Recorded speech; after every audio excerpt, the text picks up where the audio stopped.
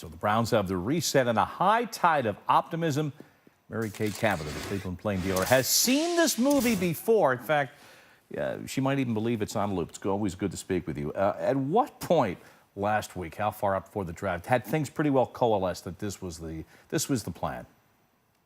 I would say a couple of days beforehand, they knew for sure, and it started to leak out. I knew it was kind of down between Josh Allen and Baker Mayfield a couple days beforehand, and I wrote about that. And then about the night before the draft, it really started to leak out that they were going with Baker Mayfield.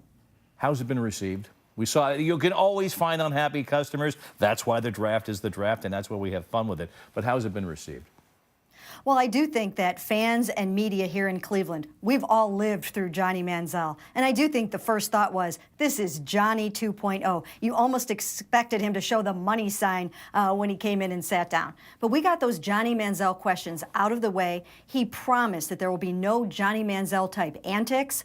He's coming in here with the mindset to compete, but he knows he's going to have to wait his turn. You know, in the flush of just being moments after being drafted, he's there with Kimmel.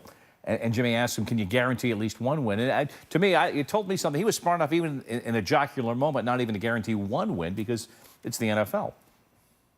That's right. And I thought he handled himself very well on there. You know, Jimmy tried to throw a couple of Cleveland jokes at him. And the thing about Baker is I asked him in his introductory press conference, you know, do you think you can win over these fans? And did you really want to be here? And he did really want to come to Cleveland and turn around this football team. And if he can win here, he will be the mayor of the town. Yeah, if and we'll see. You've seen a few resets. They also took Antonio Callaway in the 4th round. And I think the club was a little bit defensive and trying to say that we've done our homework about him. And also Simeon Thomas in the 6th. They moved up to get Callaway. You hate to use the term character issues, but there were off-the-field concerns about these. And still, the Browns, having gone with a pick at the number 1 slot that was not a given in the minds of people, come back with a couple of head shakers in the minds of some people.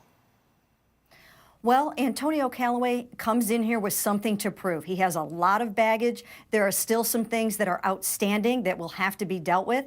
I mean, he had a diluted sample at the combine, so he comes into the league with 1 strike.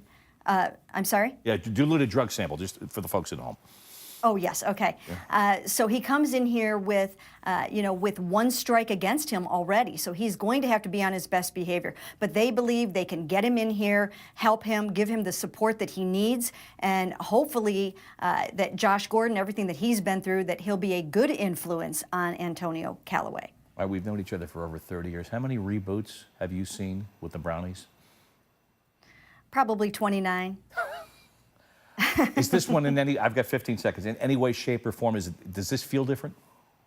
It does. It feels different because they have great talent evaluators inside the building. That makes all the difference in the world. You have faith that John Dorsey, Elliott Wolf, Alonzo Highsmith know what they're looking at. Okay, maybe it would be a different parade if there is a parade this year. Mary Kay Cabot of the Plain Dealer. Thanks, as always. Appreciate it.